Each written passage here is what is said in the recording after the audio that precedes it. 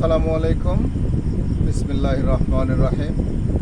শ্রম আইন নিয়ে আলোচনা করার জন্য আরও একটি পর্ব নিয়ে আমরা হাজির হলাম।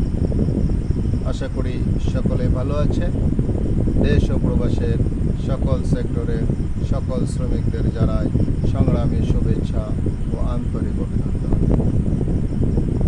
আমরা গত পর্বে আলোচনা করেছিলাম শ্রম আইনের ধারা ৭৬ নিয়ে।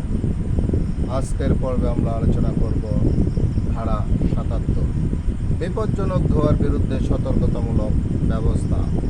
কোনো প্রতিষ্ঠানের কোনো কক্ষ, আধার, চৌবাচ্চা, গর্ত, পাইপ, ধূমপথ অথবা অন্যান্য সীমাবদ্ধ স্থানে যেখানে বিপজ্জনক ধোঁয়া এই পরিমাণে থাকার সম্ভাবনা আছে, যাহা দ্বারা কোনো ব্যক্তির আক্রান্ত হওয়ার ঝুঁকি থাকিয়া যায়, কোনো ব্যক্তি প্রবেশ করিতে পারিবেন না বা তাহাকে প্রবেশের অনুমতি দেওয়া হইবে না, যদি না সেখানে বিধি দ্বারা নির্ধারিত পরিমাপের কোনো ম্যানহোল অথবা বাহির হইবার কার্যকর ব্যবস্থা থাকে।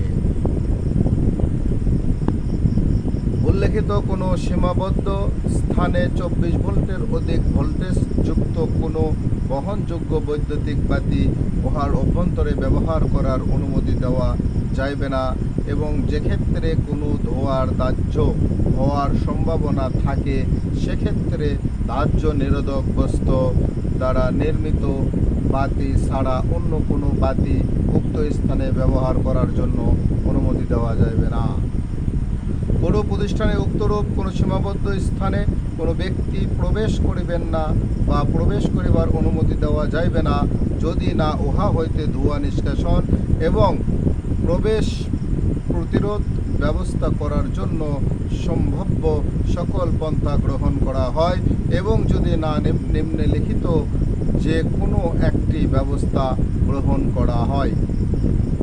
কোনো উপযুক্ত ব্যক্তি কর্তৃক পরীক্ষান্ত্রে এই মর্মে প্রত্যয়নপত্র প্রদান করা হয় যে স্থানটি বিপজ্জনক ধোঁয়া হইতে মুক্ত এবং উহা প্রবেশের জন্য উপযুক্ত, অথবা সংশ্লিষ্ট শ্রমিক একটি উপযুক্ত শ্বাস প্রশ্বাস যন্ত্র ব্যবহার করিতেছেন এবং তাহার কোমর বন্ধের সঙ্গে এমন একটি রজ্জু দ্বারা আছে যাহার খোলা প্রান্ত উক্ত স্থানের বাহিরে অবস্থানরত কোনো ব্যক্তির হাতে আছে। প্রত্যেক প্রতিষ্ঠানে উপযুক্ত শ্বাস প্রশ্বাস যন্ত্র জ্ঞান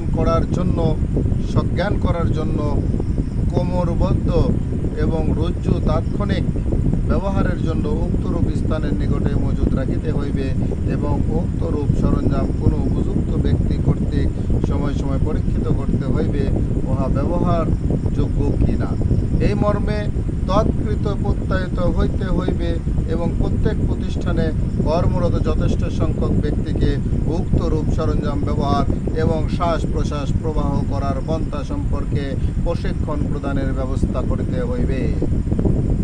কোনো প্রতিষ্ঠানের কোনো ব্যক্তিকে বয়লারের চুল্লি, ধূমপথ, আধার, চৌবাচ্চা, পাইপ অথবা কোনো সীমাবদ্ধ স্থানে উহাতে কাজ করার জন্য অথবা উহাতে কোনো পরীক্ষা পরিচালনার জন্য প্রবেশ করিবার অনুমতি প্রদান করা যাইবে না যতক্ষণ পর্যন্ত না ইহা বায়ু প্রবাহের দ্বারা যথেষ্ট ঠান্ডা করা হইয়াছে অথবা অন্য কোনোভাবে মানুষের প্রবেশের জন্য উপযুক্ত করা হইয়াছে।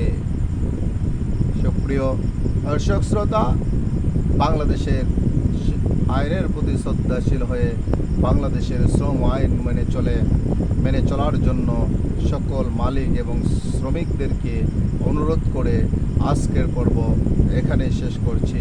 সকলে সুস্বাস্থ্য দীর্ঘায়ু কামনা করছি। সকলে ভালো থাকবেন, আমার জন্য দোয়া করবেন। আসসালামু আলাইকুম, আল্লাহ হাফেজ।